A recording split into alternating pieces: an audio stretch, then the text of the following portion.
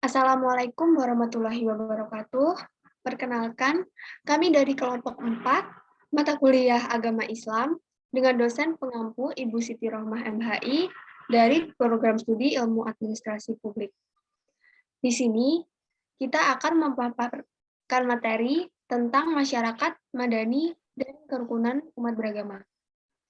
Sebelum kita ke pemaparan materi, izinkan saya dan anggota kelompok saya untuk melakukan perkenalan terlebih dahulu. Yang pertama dengan saya sendiri, Diajeng Sabila Feyanisa Ariandi, dengan NIM 215030011117. Kemudian ada saya, Diva Priyanka Zenobia, dengan NIM 21503010111109. Kemudian saya, Istiqomah Islamiyati, dengan NIM 21503010111116. Kemudian langsung saja kita ke materi pertama yang akan disampaikan oleh teman saya, yaitu Diajeng Sabila. Waktu dan tempat saya persilahkan. Baik, terima kasih atas waktu yang telah diberikan kepada saya. Yang pertama, saya ingin menjelaskan secara garis besar apa yang ingin kami sampaikan di dalam presentasi ini. Yang pertama, kita akan membahas tentang apa itu pengertian dari masyarakat madani beserta konsep-konsepnya. Yang kedua, bagaimana peran umat Islam dalam mewujudkan masyarakat madani tersebut. Kemudian yang terakhir, apa makna kerukunan beragama dan bagaimana urgensinya di tengah masyarakat yang plural. Langsung saja kita ke pengertian masyarakat madani. Apa sih masyarakat madani itu? Masyarakat madani adalah masyarakat yang memiliki adab, sangat menjunjung tinggi nilai-nilai dalam berperikemanusiaan, serta masyarakat ini maju dan berkembang dalam penguasaan perkembangan ilmu pengetahuan dan teknologi. Kemudian kita akan mengetahui konsep dari masyarakat madani. Masyarakat madani ini merupakan penerjemahan pengislaman dari konsep civil society. Arti dari civil society ini adalah sebagai masyarakat madani secara harfiah Islam yang merujuk pada konsep dan bentuk masyarakat Madinah yang telah dibangun Nabi Muhammad.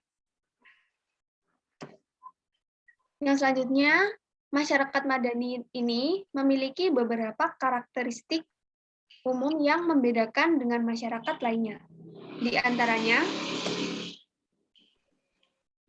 yang pertama, ada integrasi individu dan kelompok eksklusif ke dalam masyarakat melalui kontrak sosial. Yang kedua, kekuasaan yang terus berkembang dan kepentingan individu dan bangsa akan terpenuhi. Yang ketiga, mempunyai program dalam pengembangan masyarakat yang baik. Yang keempat, loyalitas dan murah hati, saling percaya, serta mementingkan kepentingan bersama. Yang kelima, perdamaian antara individu dan kelompok, menghormati orang lain. Yang keenam, saling membantu, tolong-menolong, dan toleransinya sangat tinggi. Yang ketujuh, menyeimbangkan hak dan kewajiban sosial. Yang kedelapan, masyarakat ini sangat beradab, misalnya mencintai ilmu. Yang kesembilan, alim dan mulia. Jadi dari karakteristik masyarakat madani ini bisa disimpulkan bahwa masyarakat madani ini masyarakat yang sangat baik. Yang selanjutnya, masyarakat madani sebenarnya itu bukanlah konsep yang eksklusif. Ia merupakan konsep yang senantiasa hidup dan dapat berkembang dalam setiap ruang dan waktu dimanapun dan kapanpun itu. Alias konsep tersebut sangatlah fleksibel dan dinamis mengikuti perkembangan zaman. Mengingat bahwa motivasi utama dan panutan dalam masyarakat madani adalah Al-Quran, meskipun Al-Quran tidak menyebutkan secara langsung bentuk masyarakat yang ideal itu seperti apa, namun tetap memberikan arahan atau petunjuk mengenai prinsip-prinsip dasar dan pilar-pilar yang terkandung dalam sebuah masyarakat yang baik. Yang selanjutnya, istilah masyarakat madani selain mengacu pada konsep masyarakat Madinah yang dibangun Nabi Muhammad pada tahun 622 Masehi, mengacu juga pada tamadun atau beradab, konsep yang diperkenalkan oleh Ibnu Khaldun, dan konsep Al-Madinah Al-Fadilah, Madinah sebagai negara utama, yang diungkapkan oleh filsuf Al-Farabi di abad pertengahan. Kemudian untuk materi selanjutnya saya serahkan ke teman saya yakni Diva Priyanka. Waktu dan tempat saya persilahkan.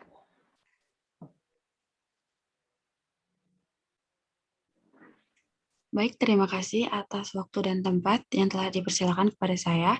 Selanjutnya saya akan membahas mengenai bagaimana peran umat Islam dalam mewujudkan masyarakat madani. Dalam menghadapi perubahan dan perkembangan zaman, maka umat Islam harus aktif dalam mewujudkan masyarakat madani. Oleh karena itu, maka umat Islam harus menunjukkan perannya dalam mewujudkan masyarakat madani, yaitu antara lain, yang pertama, melakukan pembenahan ke dalam tubuh umat Islam untuk menghapus kemiskinan. Yang kedua, menciptakan keadilan sosial dan demokrasi. Yang ketiga, merangsang tumbuhnya para intelektual. Yang keempat, mewujudkan tata sosial politik yang demokratis dan sistem ekonomi yang adil. Yang kelima, sebagai pengembangan masyarakat melalui upaya peningkatan pendapatan dan pendidikan rakyat. Yang keenam, sebagai advokasi bagi masyarakat yang teraniaya, tidak berdaya, membela hak-hak dan kepentingan mereka, atau masyarakat yang terkena pengangguran, kelompok buruh, TKI, TKW,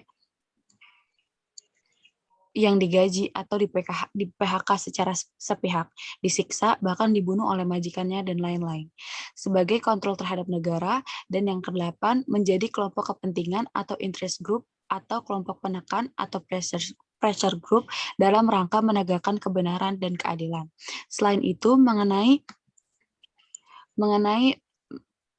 peran umat Islam ini telah dijelaskan pada Quran Surat Al-Imran ayat 110, yang artinya, kamu adalah umat yang terbaik yang dilahirkan untuk manusia, menyuruh kepada yang ma'ruf dan mencegah dari yang mungkar, dan beriman kepada Allah. Sekiranya ahli kitab beriman, tentulah itu lebih baik bagi mereka.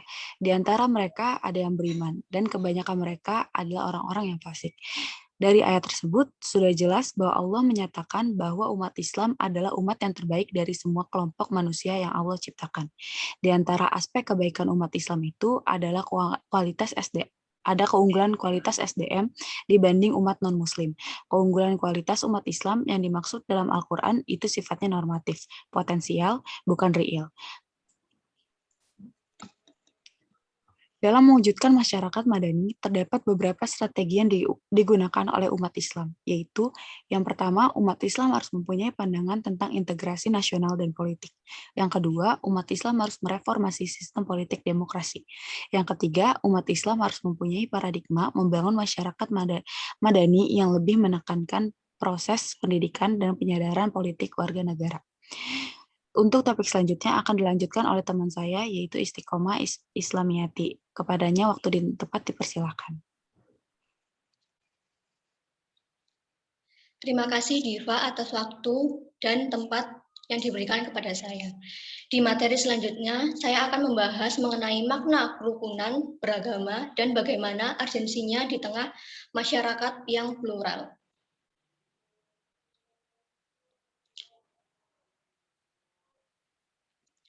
Makna kerukunan antar umat beragama. Yang pertama, kerukunan berasal dari kata rukun dalam Kamus Bahasa Indonesia. Artinya rukun adalah perihal keadaan hidup rukun atau perkumpulan yang berdasarkan tolong-menolong dan persahabatan. Secara etimologi, kata kerukunan pada mulanya adalah dari bahasa Arab, yakni rukunun yang berarti tiang, dasar, atau sila. Tamak rukun adalah arkaan. Dari kata arkaan diperoleh pengertian bahwa kerukunan merupakan suatu kesatuan yang terdiri dari berbagai unsur yang berlainan dari setiap unsur tersebut saling menguatkan. Selanjutnya, kerukunan antar umat beragama adalah suatu kondisi sosial ketika semua golongan agama bisa hidup bersama tanpa mengurangi hak dasar masing-masing untuk melaksanakan kewajiban agamanya. Kerukunan antar umat beragama itu sendiri juga bisa diartikan sebagai toleransi antar umat beragama.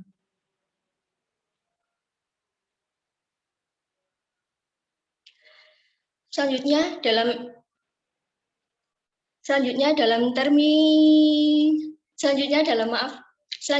terminologi yang digunakan oleh pemerintah secara resmi, konsep kerukunan hidup antar umat beragama ada 3 kerukunan yang disebut dengan istilah trilogi kerukunan, yaitu yang pertama, kerukunan intern atau masing-masing umat dalam satu agama, yaitu kerukunan di antara aliran-aliran atau paham mazhab-mazhab yang ada dalam suatu umat atau komunitas agama.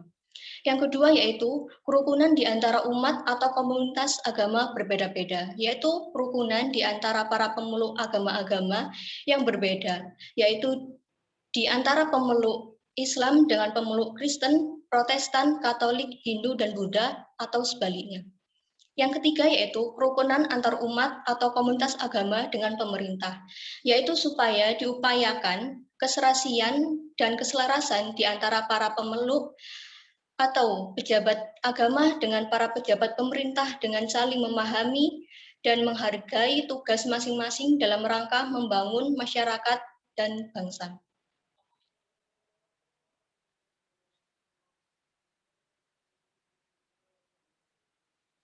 Selanjutnya yaitu urgensi kerukunan beragama di tengah masyarakat yang plural. Dalam konteks keindonesiaan, sebagaimana sudah sama kita ketahui bahwa Indonesia itu terdiri dari berbagai etnis, bahasa, budaya, dan agama. Dari keberagaman itu tidak menutup kemungkinan muncul konflik dan gesekan kepentingan. Dalam konteks tersebut diperlukan suasana hidup rukun dan toleransi. Ancaman intoleransi antar umat beragama selalu ada dan selalu perlu diwaspadai di tengah pluralitas bangsa.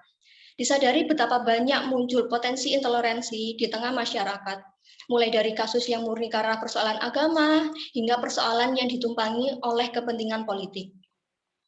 Agama sering dijadikan alat untuk menggerakkan emosi umat, sehingga membuat begitu mudah terjadi gesekan, kebencian, dan permusuhan antar sesama warga negara. Ada banyak persoalan bangsa dan negara yang bisa dikerjakan secara bersama oleh umat beragama. Persoalan aktual dewasa ini yang merupakan ancaman, gangguan, hambatan, dan tantangan atau AGHT yang dihadapi oleh bangsa adalah masalah korupsi, masalah bencana alam, terorisme, kebodohan, kemiskinan, konflik umat antar beragama, dan yang terakhir disintegrasi bangsa. Demikian presentasi dari kelompok kami. Terima kasih yang sudah menyimak video presentasi kami. Mohon maaf bila ada kata yang kurang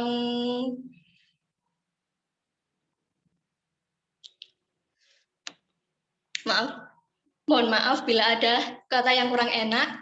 Demikian presentasi dari kelompok kami. Terima kasih. Wassalamualaikum warahmatullahi wabarakatuh.